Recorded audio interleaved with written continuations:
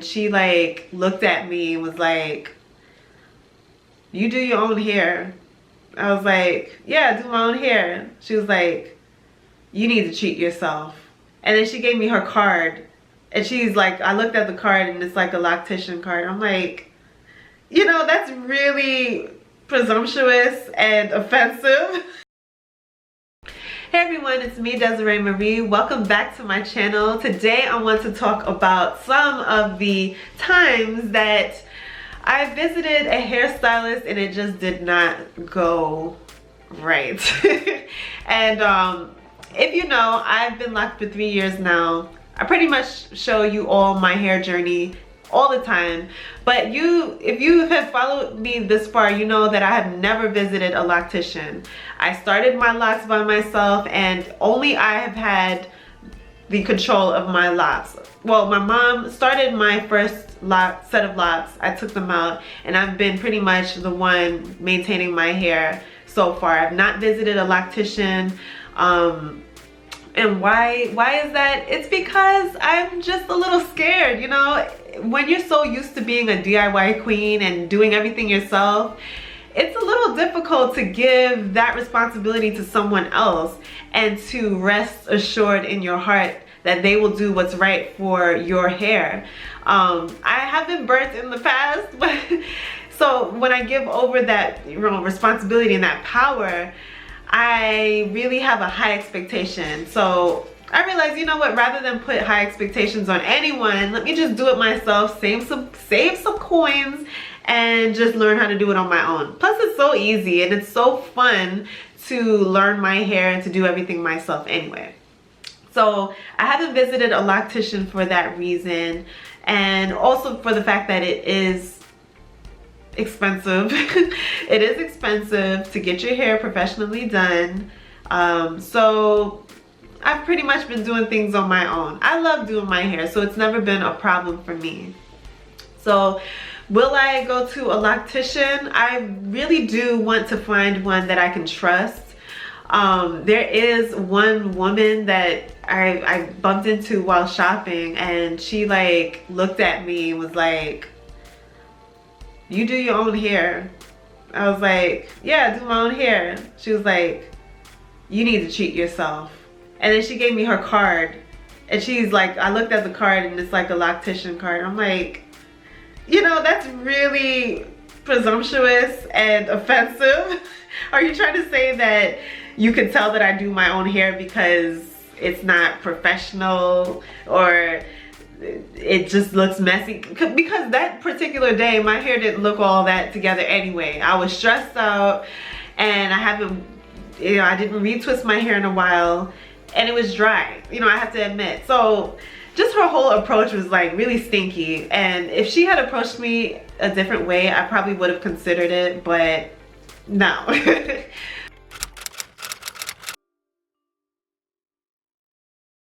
Okay, so the first experience that I've had in a salon was, or the first one that I can remember, is my first day of junior high school. I remember because I think I still have the ID picture. And this was, the time that I went was in the summertime. You know, the end of the summertime in New York, the end of August is pretty much when a lot of us are doing back to school shopping. We're preparing to go to school, because school is always like the first or second week of September. So my mom decided to bring me to an African hair braider and to get cornrows. So she told me, okay, you're gonna go get your hair done, blah blah blah. She gave me the hair, blah blah blah. I went in and I sat down and I got my hair done. This lady took forever to do cornrows. I also wasn't too fond of the surroundings because it was such a small, cramped up salon, and that's just so like typical in New York anyway. You have those small, cramped up salons and barbershops and whatnot, so it's pretty normal. But for me, it was just kind of uncomfortable. I felt like people were staring at me and whatnot. But anyway, she did my hair, and my mom came back up to pick me up. she came to pick me up. So she came in the salon and she's looking at me like, that's not what, this don't look right. And she showed me the different places. I don't remember right now. And plus, back then, I wasn't too keen on what was a neat braid or not.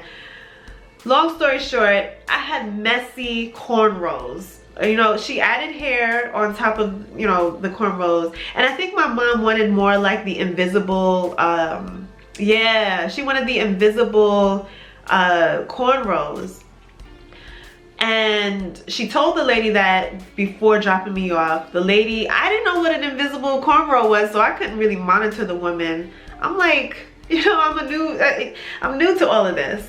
Plus I'm like 11 years old, so I didn't really know about that. So long story short, my mom comes in and she sees that I have like these big knots, like all throughout my edges, big knots.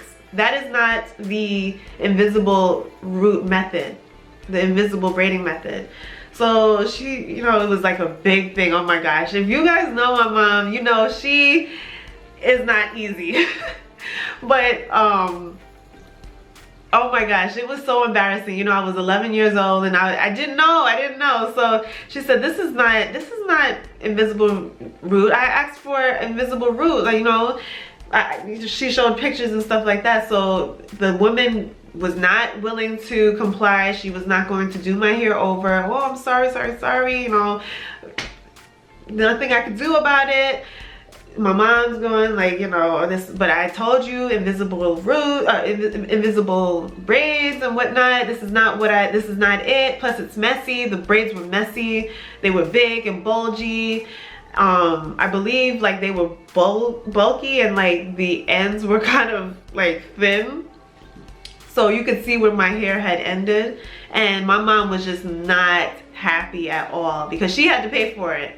So, oh my gosh, it was so crazy because she was like, no, Desiree, go to the car, let's go to the car. This is not what I paid for. I'm not paying for this. So, oh my gosh, so she had me run to the car and we left, and she did not pay for that hairstyle.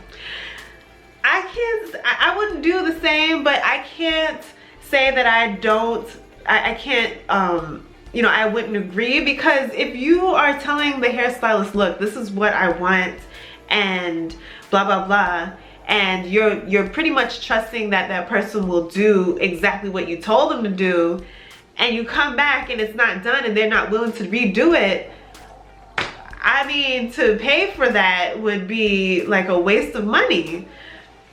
So basically we left. She had me run. I was so scared. I thought I would get locked up because I was leaving the hair salon without us paying. You know, I'm 11 years old and I'm pretty much a goody two shoes and stuff like that. But my mom did not pay for that hairstyle. I'm very sorry, woman. If you are watching this video and you remember my face and you're like, that's that girl that ran out the salon, I'm so sorry. I'm sorry. But anyways, yeah, we left and we never went back there again. If you are familiar with New York, more Queens, Jamaica Queens, I got my hair done at the Jamaica, on Jamaica Avenue, one of those small shops. I don't even know if they still do hair to this day. I don't know if they're still up, their business is still up, but we never went back. It was just a lot.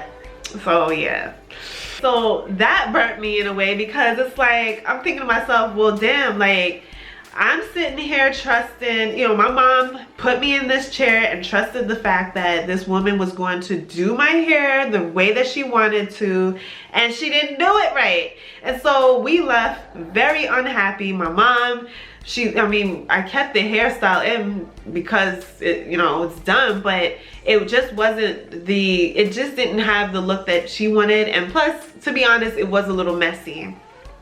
So I'm thinking, well, wow, you know, I sit in this chair and I'm pretty much trusting that the stylist will know what to do, and they didn't do it. It's like, wow.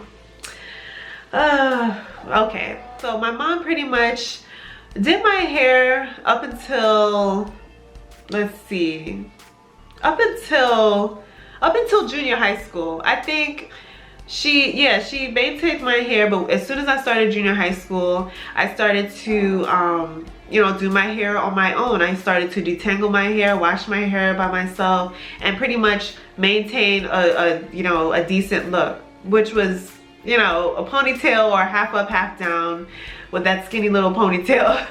That's pretty much what I did all of, you know, throughout junior high, because now I had to do my hair, and there was no YouTube back then, so I didn't have anyone telling me how to do my hair besides my mom, and she would just want me to make it look presentable. She didn't really tell me, okay, this is what you do for healthy hair and whatever.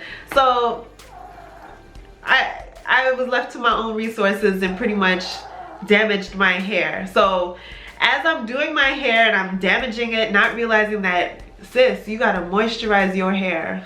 You got to seal your hair. You got to comb your hair.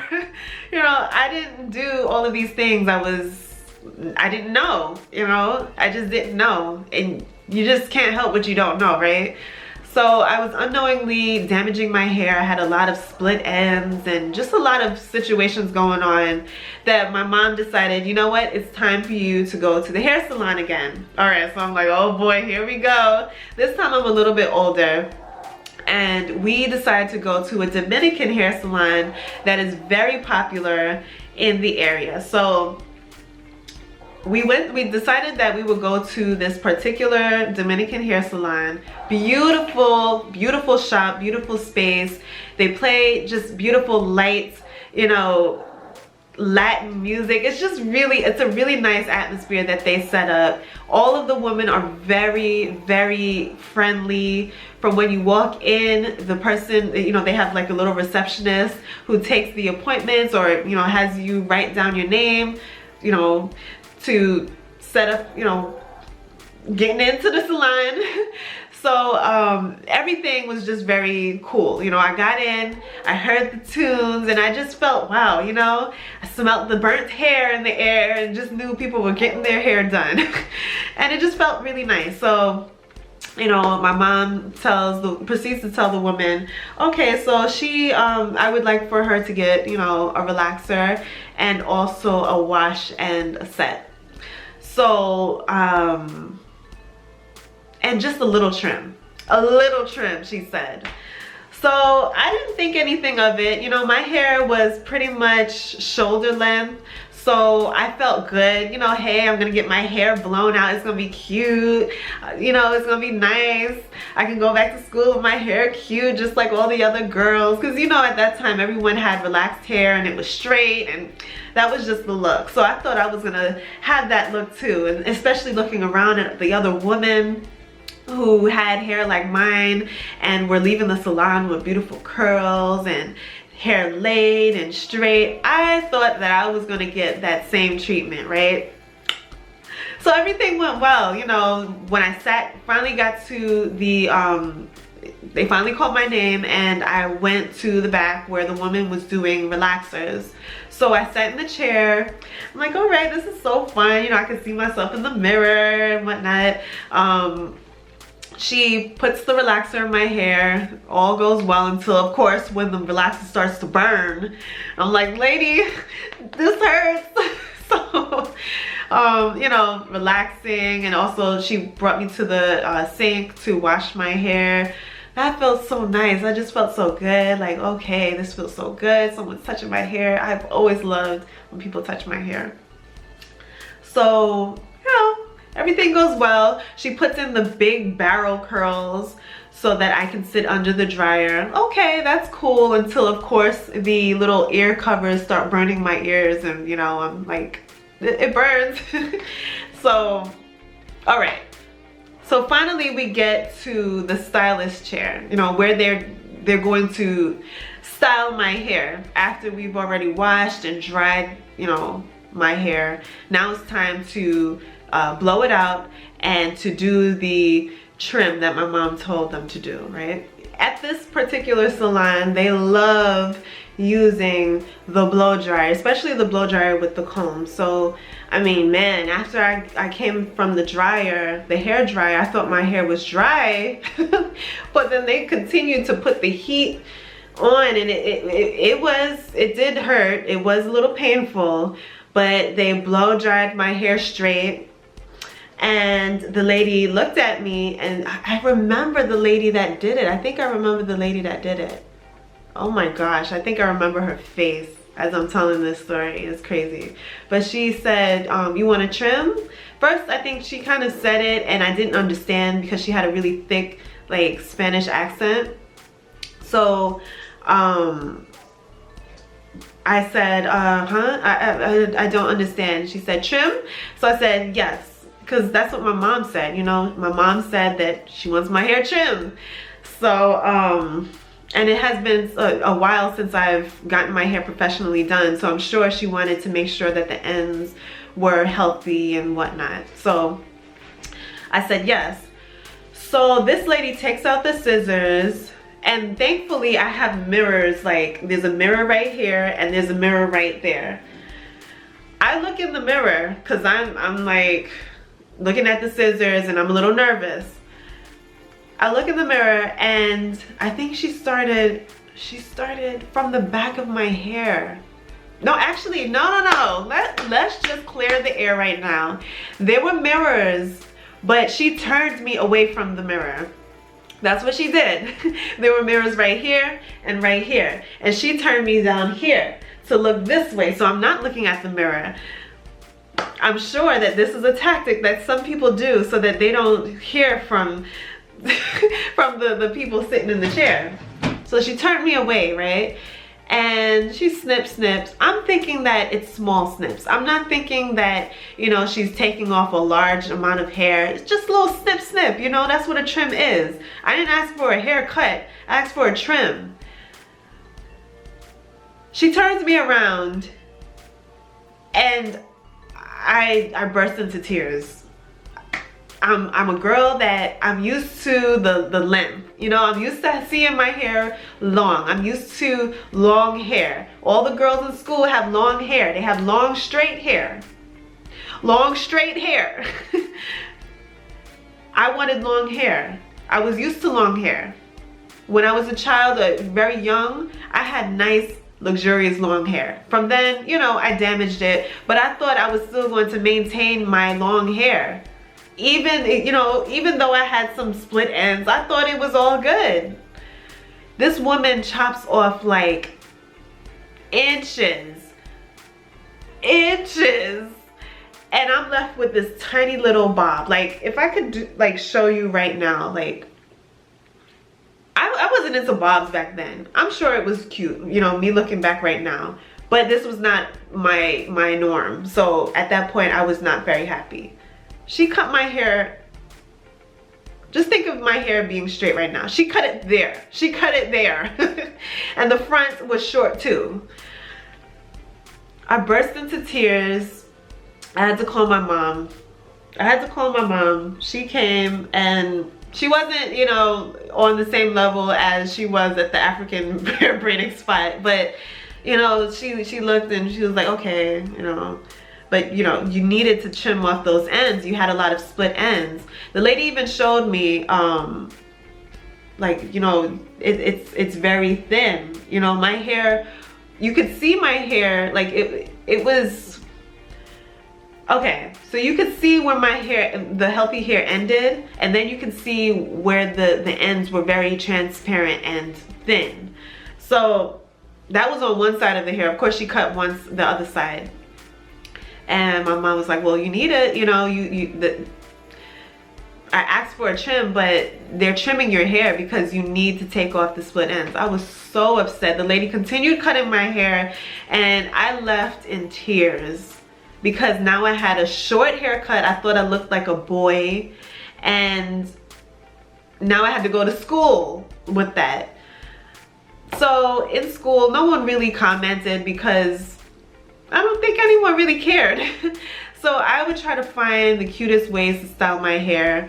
You know, I looked to different style icons like Lizzie McGuire and all these different, you know, people on TV that had beautiful long hair, and I wanted that same look. That's the standard I had back then.